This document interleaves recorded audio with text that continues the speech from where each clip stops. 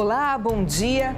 Estiagem, vegetação seca e queimadas para limpar o campo. Poderia ser agora, 2020, com todos esses casos de incêndios florestais aqui e mundo afora. Mas a gente vai voltar no tempo, quase 60 anos. Você sabia que aconteceu aqui no Paraná um dos maiores incêndios florestais que se tem notícia? Nós vamos ouvir o relato de quem esteve no meio das chamas, conhecer o homem que mergulhou numa poça de lama para não ser queimado vivo e saber como um médico recém-formado assumiu sozinho um hospital lotado de vítimas de queimaduras.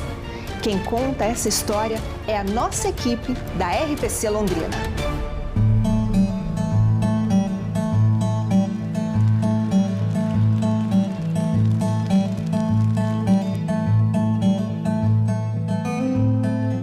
Tudo aconteceu há 57 anos.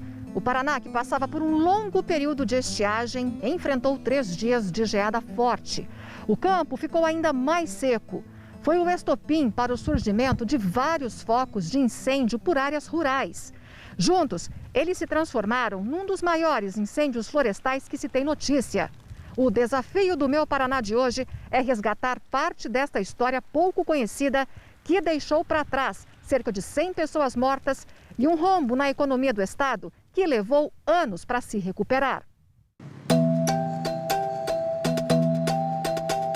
Em Telêmaco Borba mora o homem que ficou 22 meses num leito de hospital deitado só de bruços. Ele mostra por quê. Uma cicatriz de fora a fora nas costas. O fogo também atingiu a nuca e parte das orelhas. Era 3 de setembro de 1963. Hoje ainda sonhei com o maldito fogo. Era uma terça-feira, pouco antes das 3 da tarde. Eu estava na roça, desconfiei alguma coisa, escureceu, tampou o sol, vermelhou aquele fumaceiro. Peguei o cavalo e fui para casa. Até aquele momento, Nelson Pedlovski não tinha visto fogo algum. Passou antes no chiqueiro para soltar os porcos. Depois, na subida de uma lombada, o susto. Avistou a invernada dominada pelo fogaréu. Só teve tempo de apear do cavalo, se agarrar ao pelego, correr e se jogar numa poça de barro. Quando eu cheguei na beira do barranco, o barranco alto assim, eu pulei lá. Pulei com o pelego nas costas. Mas foi questão de eu cair no barro lá, aquele tumulto de fogo por cima. Deitei de bruços naquele barro e joguei o pelego nas costas, até o fogo passar. Aí o fogo passou, eu levantei a cabeça assim, eu senti a orelha ardendo, peguei essa orelha aqui e já tinha o pedaço que tava preto, tinha carvão. Queimou só a orelha, o mais cozinhou. As costas não é queimada, é cozido do calor do fogo, que eu açude de barro, né? Depois que o fogo passou, não veio a dor, mas a aflição. A mulher e 3 filhos pequenos estavam próximos dali, numa casa de madeira. Aí o senhor ficou desesperado pensando na família? É difícil. Quando eu cheguei em casa, a minha mulher estava jogando água naquele poder de fogo. Peguei no braço dela e fui lá, peguei as crianças, ela pegou um, eu peguei outro e o outro saiu correndo na minha frente assim. Fiquemos uns 50 metros longe da casa, vendo a casa queimar tudo. Queimou tudo. A família do seu Nelson se salvou. Outras pessoas não. Apesar da incerteza sobre o número de mortos, sabe-se que foram muitos. O relatório oficial do governo do Paraná fala em 110 mortos.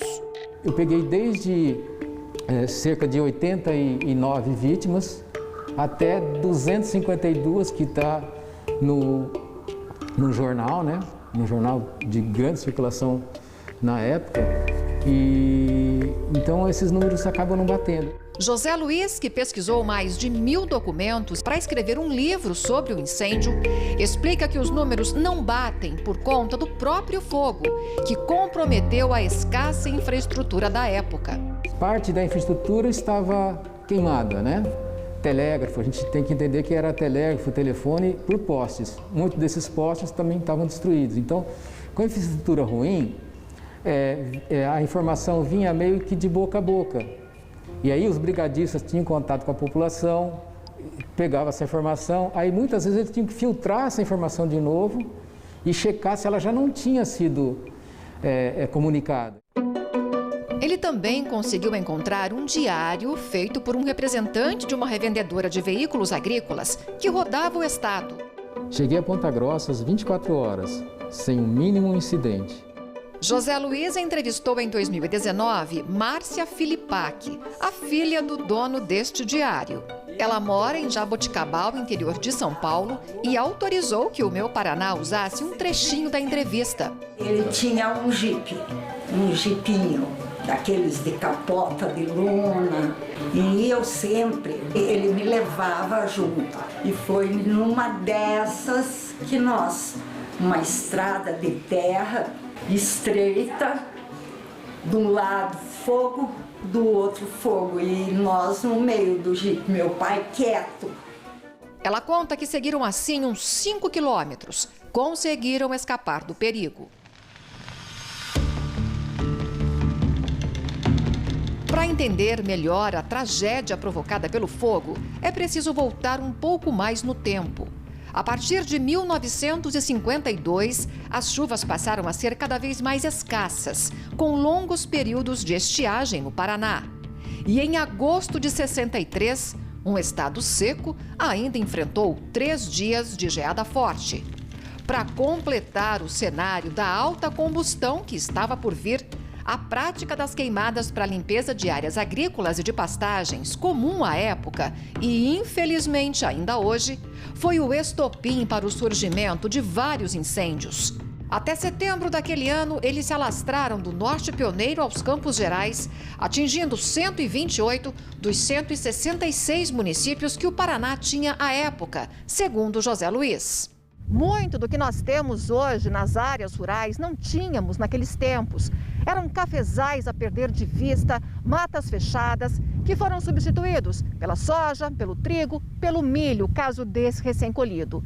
Mas uma coisa é certo, não mudou muito daquela época para hoje: o vento. E foi justamente ele que ajudou a propagar tantos focos de incêndio pelo estado afora.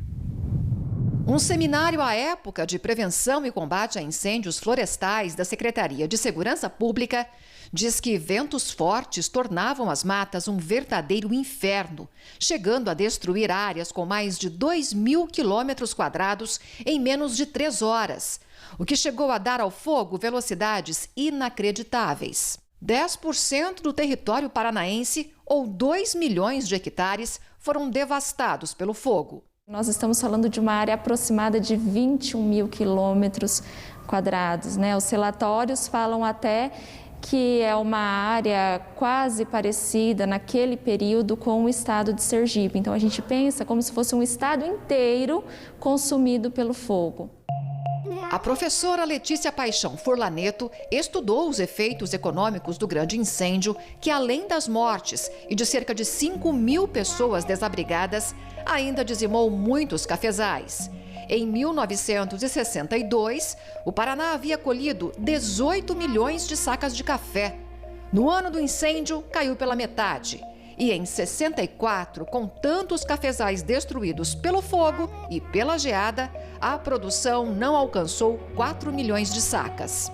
Há relatos, que estima que o estado demorou de 10 a 20 anos para se reerguer dos impactos gerados pelos incêndios de 1963. Tantos anos depois, será que ainda há vestígios de danos materiais? Tínhamos esta imagem do fotógrafo Armínio Kaiser. Uma ponte destruída pelo incêndio sobre o rio Pirapó, numa estrada que liga os municípios de Astorga a Mandaguari, no norte do Paraná.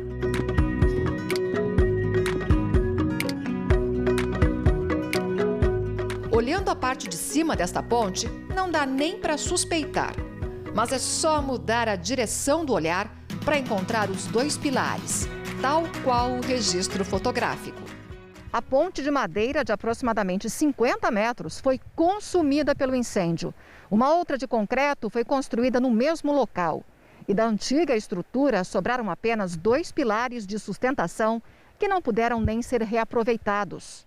É interessante, né, você ter essas referências históricas assim do local onde você está passando, enfim, de coisas que aconteceram no passado e que de alguma forma mudaram o ambiente, mudaram a vida das pessoas que estavam por aqui, né? Era um povo muito de trabalhar na roça, de colher café, de plantar café, cultivar e tudo mais. Imagina você ter toda a tua lavoura destruída por um incêndio dessas proporções, deve ter sido muito ruim. Um hospital é erguido às pressas com apenas um médico para salvar os queimados. Em 1 minuto, depois do intervalo.